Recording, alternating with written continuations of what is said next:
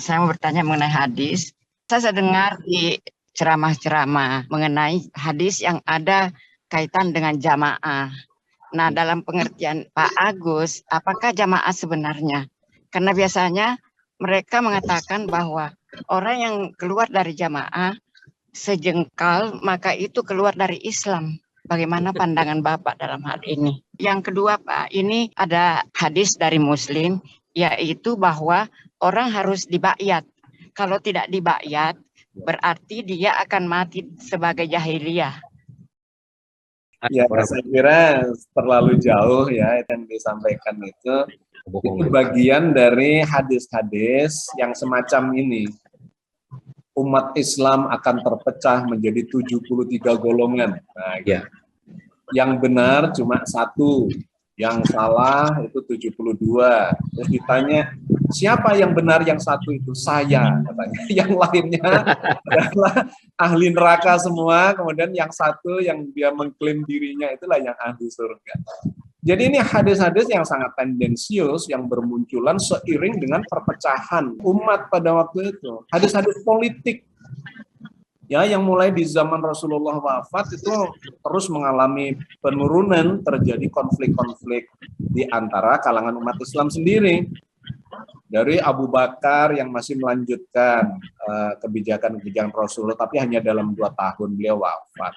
Kemudian terjadi proses penyatuan ya di zamannya Umar bin Khattab yang luar biasa.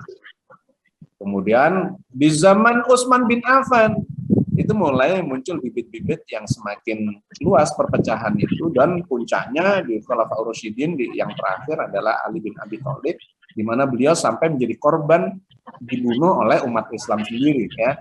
Nah, disitulah muncul berbagai macam hadis-hadis. Kenapa Rasulullah itu melarang dan para Khulafaur Rasyidin juga melarang hadis-hadis itu? Karena begitu mudahnya untuk dimanipulasi.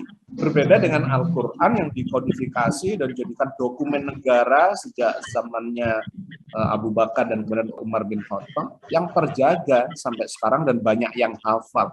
Tetapi kalau hadis itu ditanya jalur si A, jalur si B, hafalannya beda-beda. Dan seringkali bermunculan diksi-diksi, tujuan-tujuan dan sebagainya yang memunculkan pertikaian. Nah, diantaranya kemudian terkait dengan 73 golongan itu saling mengklaim dirinya. Terus terkait dengan jamaah. Yang tadi pertanyaannya, pokoknya keluar dari jamaah kita kafir. Sebentar, jamaah yang mana dulu? Yang 73 golongan itu yang satu golongan apa jamaah dari yang 72 golongan? Nah, itu kan saling klaim gitu ya. Ada 73 minimal tipikal jamaah yang masing-masing mengklaim kalau keluar dari jamaah saya, kalian kafir dan sebagainya, tidak Islam lagi. Terus harus dibaiat. Dibaiat itu disumpah, dijanji. Termasuk tidak boleh keluar dari jamaah itu. Harus mengkultuskan gurunya, mursyidnya, dan pimpinannya, dan sebagainya. Nah, itulah yang terjadi selama ini di kalangan umat Islam yang memunculkan perpecahan dan sangat memprihatinkan.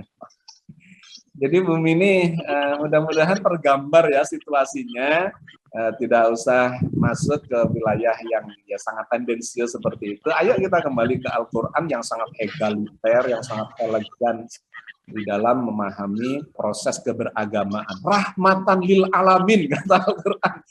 Ya, pokoknya untuk seluruh alam menjadi rahmat, itu sudahlah dia seorang muslim yang sesungguhnya.